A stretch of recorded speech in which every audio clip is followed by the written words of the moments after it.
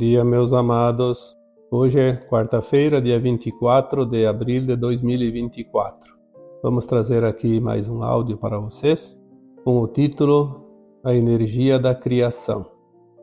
Nós vamos ver aqui neste áudio de hoje que a alma nada mais é que uma consciência que cria o tempo todo e essa criação precisa ser canalizada por uma das polaridades, já que estamos num mundo de dualidade. Quando nós canalizamos para o positivo, estaremos fazendo o bem, e quando não canalizamos essa energia da criação para o positivo, obviamente ela precisa criar algo e vai criar na outra polaridade, que é o mal.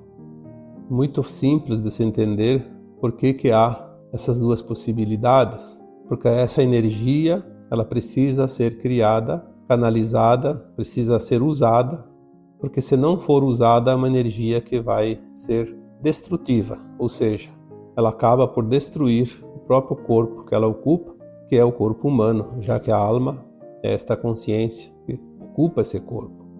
Então vamos fazer alguns levantamentos, como se diz, de como tudo isso se processa. Porque o grande segredo da humanidade é descobrir-se a si próprio. Nós somos almas encarnadas que desceram numa consciência maior, muito grande, muito elevada. Mas quando chegamos aqui, entramos numa redoma escura, porque os véus do esquecimento impedem que acessemos a nossa consciência maior. E nesta limitação de consciência, nós vamos aprender a criar.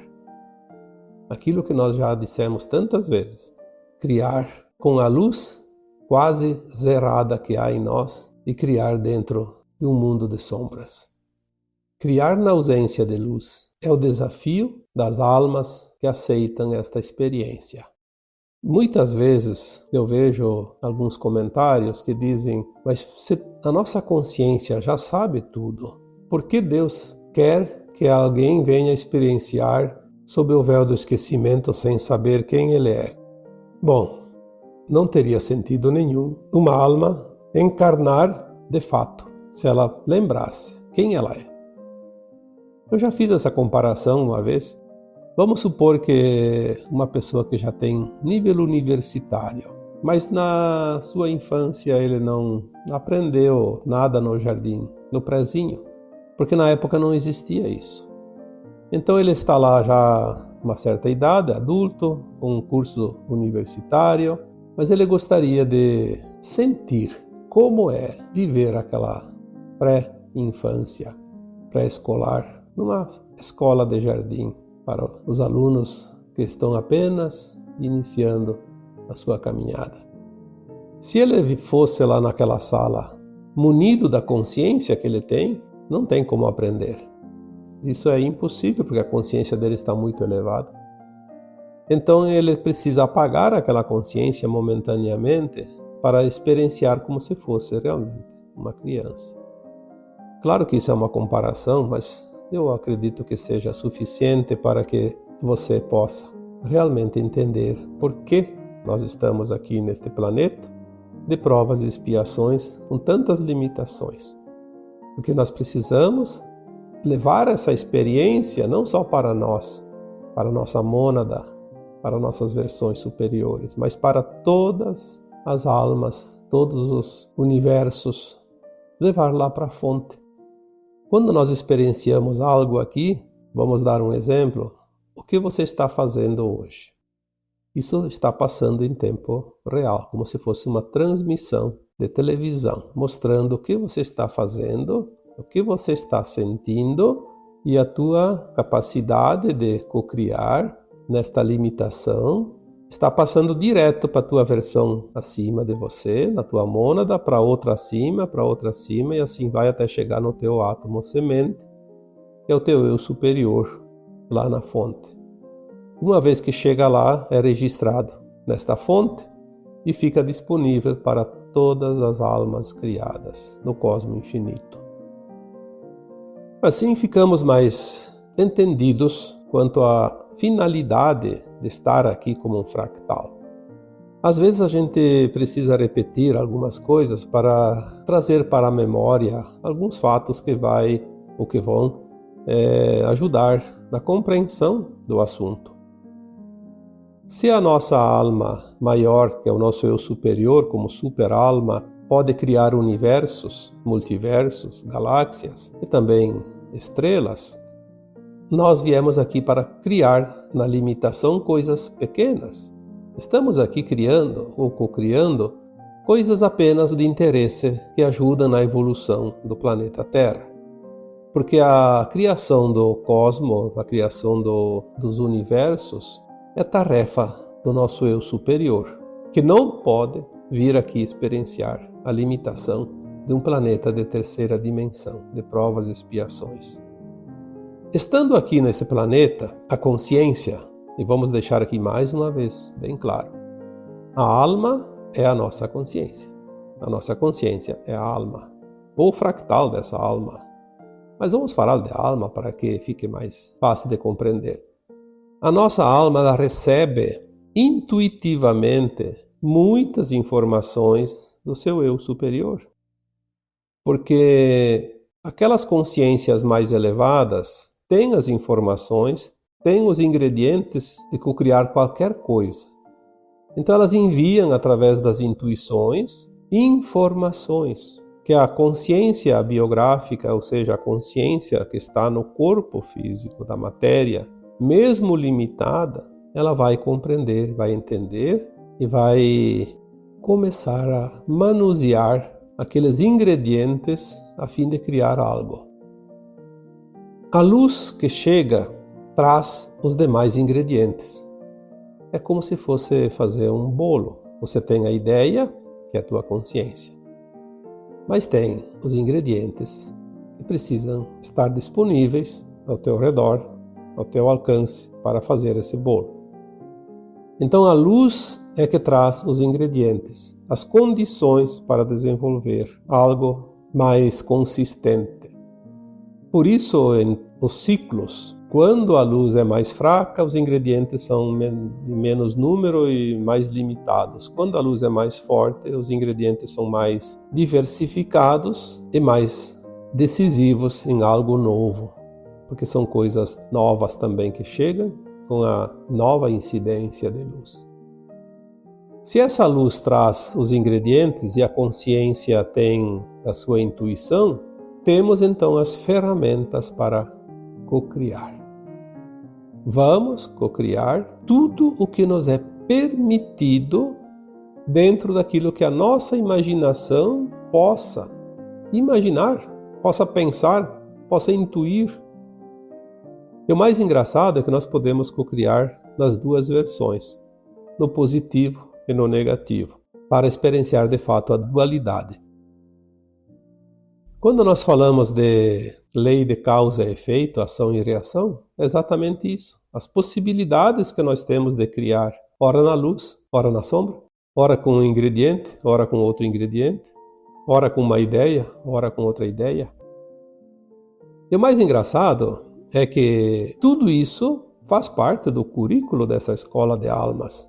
Não há nada de errado em fazer coisas no negativo, desde que se aprenda a lição e desde que não se repita sabendo que aquilo não é luz, é sombra. É quando nós insistimos em criar algo no negativo é que causa a necessidade de reparação, de resgate, aquilo que nós chamamos de karma negativo. Porque no final precisamos fazer o fechamento, como uma contabilidade, débitos e créditos, saldo. E é esse saldo positivo que nos arremete então no final da caminhada à ascensão. Quando aprendemos todas as lições na limitação, nós vamos então precisar ascensionar, porque a consciência não tem mais nada a aprender naquela limitação. Então ela vai subir degraus. O que significa isso? Subir a gente chama ascensionar. Ela vai ampliar a sua capacidade. Por isso, na quinta dimensão, a nossa consciência está lá em 79%, ao invés de 1, 2%, como era no início da terceira dimensão. Como a nova Terra tem faixas, já foi falado aqui, de quinta, sexta, sétima, oitava e nona dimensões, a consciência tem aquele limite ou aquele espaço de tangenciar entre 79% e 100%, que ainda é experiência vivida na forma material humana. A partir da 10ª dimensão, os corpos já serão muito sutis, parecerão apenas uma silhueta humana, e a partir da 12ª, um corpo de luz. Mas vamos cocriar até a 9ª dimensão, ainda em forma de matéria.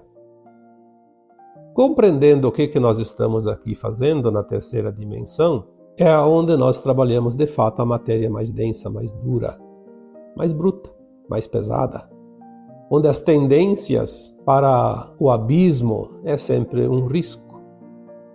Porque uma coisa que é pesada é mais fácil de cair, e quando cai, cai com força. Quanto mais peso, mais velocidade na queda. O risco de cocriar na sombra, ele também se agrava na medida que o nosso instinto, ele sempre tem a tendência da acomodação, a zona de conforto, a lei do menor esforço. Porque é assim, os seres, quanto mais pesados, quanto mais duros, mais sonolentos também, a necessidade de ficar estáticos. Podemos olhar ao redor quando tem um floco de algodão, por exemplo, no vento.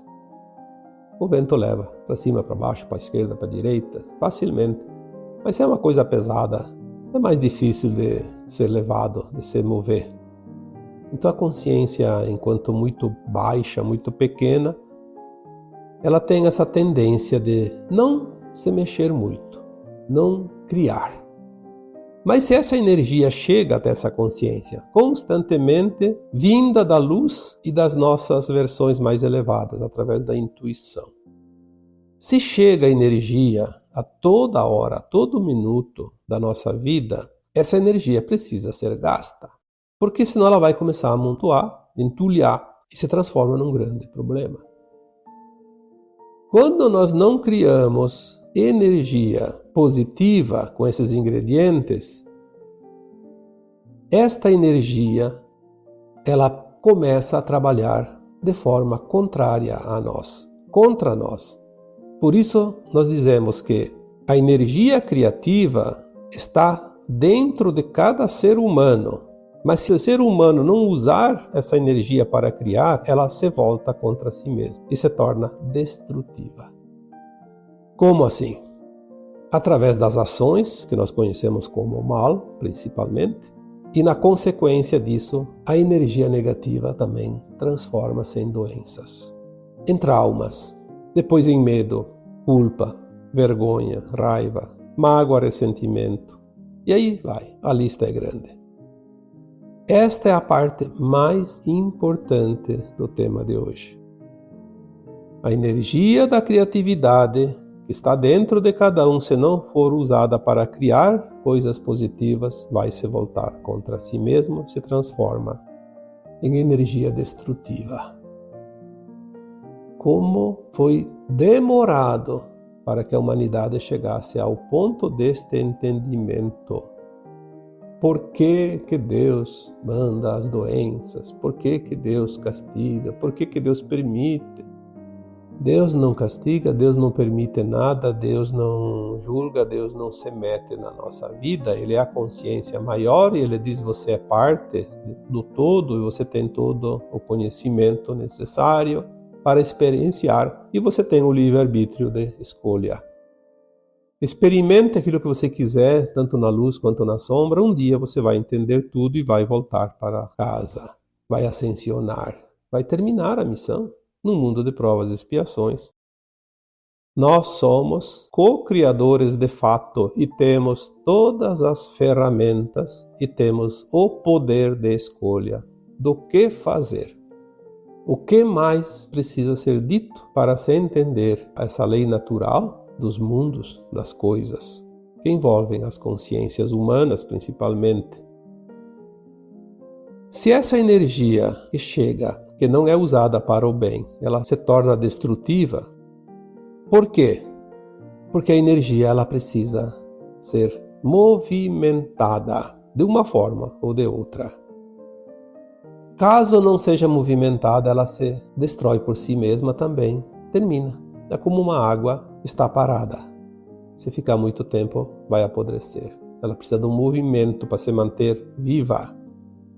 As energias do universo estão sempre ativas porque elas funcionam em movimentos espiralados entre os mundos, entre as consciências, com a luz, levadas pela luz, pelo som do universo. Nós precisamos ainda entender muita coisa, mas já temos o suficiente para começar a decifrar esse enigma da vida. Se essa energia não fosse movimentada, haveria uma perda descomunal e colocaria em risco a evolução dos mundos e das espécies. Se as energias que criam os animais não fossem movimentadas, um tempo se passaria e os animais não se criariam mais, desapareceriam da face da Terra. Por isso que certas raças, espécies, os ciclos existem para movimentar, criar, finalizar também. A energia que criou os dinossauros, por exemplo, ela parou de funcionar ou de se movimentar em determinado tempo e a espécie desapareceu da Terra. Ah, foi um meteoro. Olha, há 65 milhões de anos atrás, segundo estimativas, quando desapareceram os dinossauros, eu não acredito que alguém possa saber o que aconteceu. Como humano limitado na sua consciência, eu acho meio improvável. Mas se nós vamos ler o livro da Gênese, por exemplo, nós temos a origem das coisas ditadas pelos espíritos, pelas almas, pelas consciências superiores, que sabem, que têm conhecimento acima da humanidade, acima de qualquer humano. E tudo foi seguindo um planejamento dentro de um plano divino. Por que os dinossauros surgiram? Porque chegou um tempo, depois das grandes transformações da Terra, a umidade e o calor criaram vegetais gigantescos. Tantos vegetais que a Terra estava completamente tomada pelos vegetais. Nada mais podia se fazer num planeta que tinha árvores gigantescas. Eu não posso aqui nem imaginar o tamanho e a espessura e a densidade disso tudo. Era preciso que alguém fizesse o equilíbrio. E vieram os dinossauros, porque eles, como animais gigantescos que eram também, consumiam muitas folhas, muitas frutas, muitos galhos tenros, e com isso foram devastando esta vegetação imensa e densa, a fim de que a Terra pudesse receber também mais luz solar e desenvolver outras espécies, tanto de vegetais quanto de animais e até os humanos. Os humanos não poderiam viver num planeta daquele jeito que estava. Não teria como sobreviver. Quando eles terminaram a sua função, obviamente deveria fechar-se um ciclo e alguma coisa acontecer para que houvesse uma mudança. Quando se fala então em energia, do movimento das coisas, vamos supor que os dinossauros se alimentavam, e de fato parece que foi assim, de vegetais. Eles acabaram com os vegetais. Comeram todas as árvores, né? Aquilo que era possível comer. Aí faltou energia para alimentá-los. Uma energia que deixou de existir, deixou de criar novos filhotes, novas espécies. E assim a raça se extinguiu. A natureza é perfeita de tal forma que ela por si só se organiza. Eu lembro que quando eu era criança, a família vivia na roça e a gente vivia do que tinha ali. Não tinha como quase nenhuma possibilidade de pegar coisas diferentes, porque tudo era ali, produzia-se para sobreviver. Comprava-se pouquíssima coisa, porque quase não tinha nada para se vender também. E tudo é troca, vende-se uma coisa para comprar outra. Então nós fazíamos de tudo. O meu pai fazia cestas, ou cestos de taquara. Eu ia com ele no mato, na verdade, buscar essas taquaras, e a gente escolhia as taquaras mais bonitas, as mais longas, com aqueles canudos mais compridos, que era a que melhor lascava e fazia cestos maravilhosos. Depois eu ajudava a fazer e era fácil de fazer cesto. E eu lembro que ele dizia assim: as taquaras duram 30 anos. Cada 30 anos as taquaras produzem uma semente. Eu nunca tinha visto taquara com semente, eu era criança de 8, 10 anos. Acho que nem tinha 10 anos. E ele dizia: vai chegar um tempo que a taquara vai secar. Temos que ficar atentos, porque quando ela sementa, ela seca. E morrem todas as taquaras, não sobra uma sequer. Aí depois vem as sementes, e precisa de 2 anos a 3 anos para produzir uma taquara que sirva para fazer cestos. Então nós temos que fazer um estoque de cestos. E ele dizia: pelo tempo está próximo da sementeira, então vamos ficar atentos. E de fato, dentro de um tempo, as taquaras sementaram. Então fizemos um bom estoque de cestos e depois demorou lá uns 2, 3 anos, eu não lembro certo, para que tivessem novas taquaras, porque elas tinham que se reproduzir da semente. Porque a taquara é tipo bambu, ela vai brotando debaixo, bananeira faz a mesma coisa, da raiz sobra um brotinho lá e sobe e produz uma outra árvore, uma nova taquara, um novo bambu, uma nova bananeira. Nós precisamos entender que a energia precisa ser movimentada, renovada, cocriada, transformada. Isso a natureza nos ensina. Então vinha nova remessa de taquara, bonitas, viçosas, renovadas. Junto com a sementeira, com as sementes de taquara, era muita semente. E eram tão pesadas que as taquaras vergavam, caíam todas. Semente, eu nunca tinha visto, então a primeira vez que eu vi semente de taquara, parecia um grão de arroz bem graúdo, pesado. Grão de trigo, bem graúdo, pesado. Incrível aquilo. Até pensei, poderia-se até fazer coisas para comer, porque é um grão, uma semente. Mas quem aproveitava? Os passarinhos e principalmente os ratos. Aí se sabia que quando havia sementes de taquara, haveria uma proliferação de ratos enorme que invadiam as casas quando acabavam as sementes. Porque a semente durava um pouco, talvez ali 6 meses, 1 ano, terminava a safra. E os ratos se reproduziam rapidamente em quantidade astronômica em função da oferta de alimentos, que é outra lei natural. A oferta de alimentos criava uma quantidade exorbitante de ratos. E quando terminava as sementes, eles iam procurar comida nas casas, nos paióis, onde tinha milho guardado, tinha trigo, alguma coisa. Eles precisavam comer. Como não encontravam comida suficiente, eles diminuíam a produção e em tempo depois a quantidade de ratos diminuía, aquilo que se diria normal. Por isso a energia que existe, ela cria o tempo todo e ela é cíclica. Nós estamos agora numa fase incrível da humanidade e do planeta Terra. Nós aprendemos a criar na limitação, no limite do limite, como se diz. O que está acontecendo agora? A luz que chega à Terra traz uma quantidade enorme de informações novas, ingredientes novos, componentes novos, para que se crie muito mais do que se criava até aqui. E o que precisa acontecer então? Que as consciências humanas se ampliem para captar, entender, aproveitar e cocriar com os novos ingredientes, com as novidades que chegam. Por que será que agora a consciência dos humanos está se expandindo rapidamente? Porque é preciso aproveitar o que está vindo, movimentar essa energia, senão a Terra não teria condições de fazer a sua transição. a Terra poderia correr o risco da sua autodestruição, o Armagedão.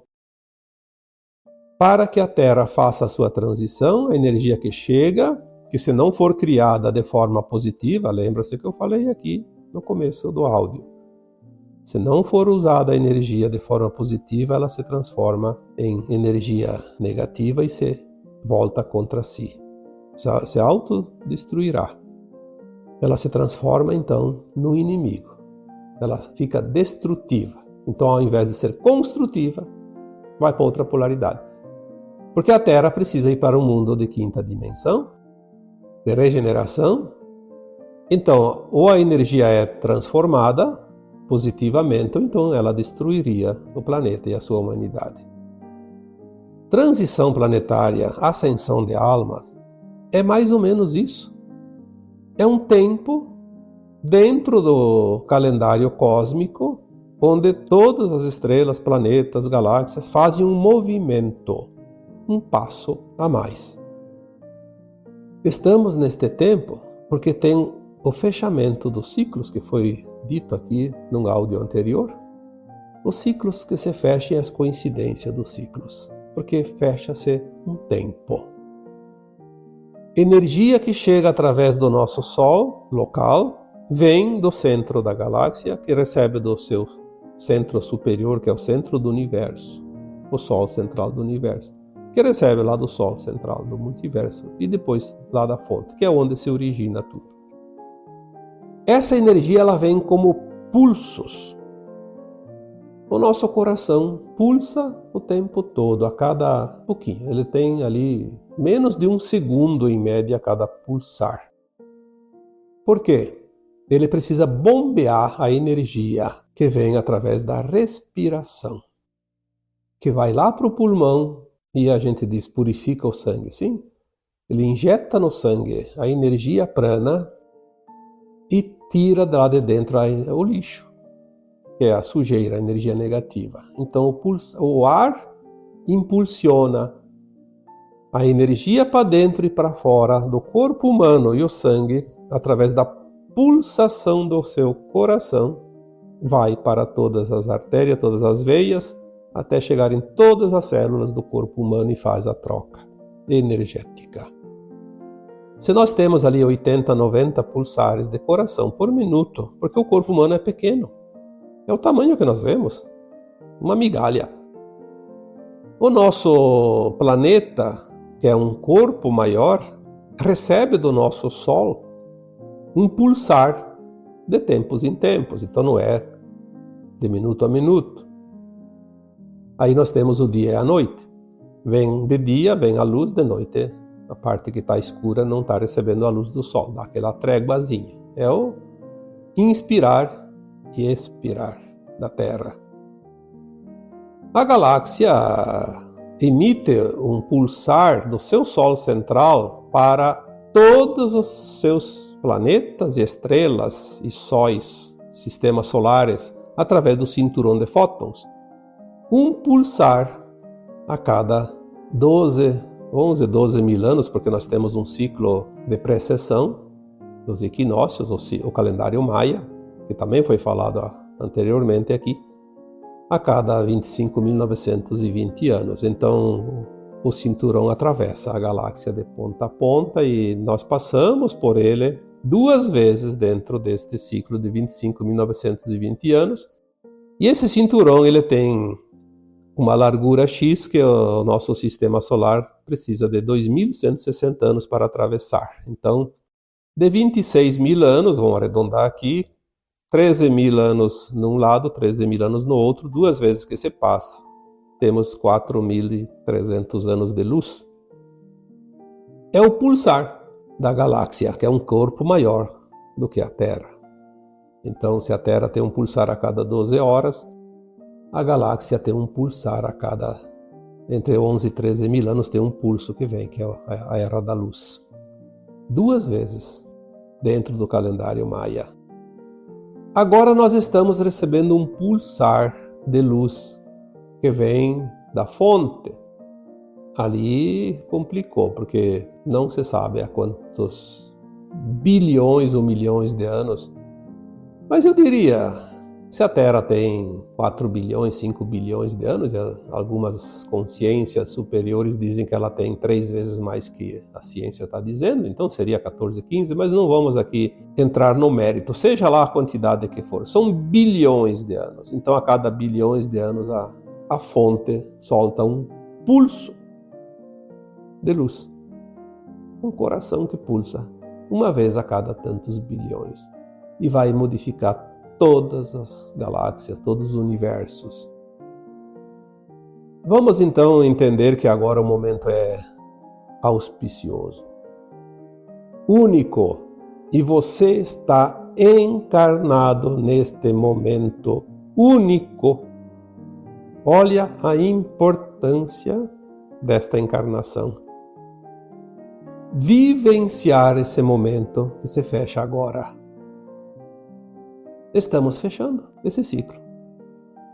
Mesmo que leve alguns anos, mas está pronto. Um ciclo cósmico que faz com que impulsione as energias que transformam um planeta todo e transforma individualmente cada consciência humana. A energia em movimento. Quando nós entendermos isso, nós vamos entender a situação de cada consciência humana. O porquê de estarmos aqui. Ah, Deus é injusto. Por que me obrigou a vir para esse planeta de provas e expiações? Você disse, eu vou lá ajudar. É a minha missão de alma, de fractal, vou lá, me transformo num fractal, vou lá e ajudo aquele planeta chamado Terra a fazer a evolução. E você está aqui. Você veio a trabalho, não veio para passear? Você tem um contrato de alma, uma missão. Por que reclama agora? Porque você não lembra. Você não lembra o que você escolheu, o que você queria fazer. Se você lembrasse, não tinha graça. É que nem aquele universitário que vai fazer uma experiência num jardim de infância. Se ele lembrasse que ele já tem uma universidade concluída, frequentada, o que ele está fazendo lá no jardim de infância? Mas se ele esquece tudo, ele vai lá e vive como se fosse uma criancinha de 5 anos. Experienciando, sentindo aquilo que precisa sentir, porque tudo está no sentir. Tu sentiu, armazenou a informação. E é isso que você está fazendo aqui, neste planeta agora. Aproveite a oportunidade. As dificuldades são os desafios que você sabe que vai vencer, mas você precisa usar essa energia para o positivo. Caso contrário, ela vai se transformar numa energia destrutiva do lado negativo, que vai gerar karmas ou traumas. E depois precisa limpar tudo isso. Porque a casa é tua, você mora nela e você tem que zelar por ela. Como se diz, sujou, limpou. Ninguém vai fazer a tua parte. Porque a tua experiência é tua, que você vai levar como única. A do outro é do outro. Cada um vai ter uma história para contar, de uma forma diferente. Não haverá duas histórias iguais nesse planeta povoado de bilhões de almas. E esta é a beleza da vida. Tenha um bom proveito da experiência que você está passando agora.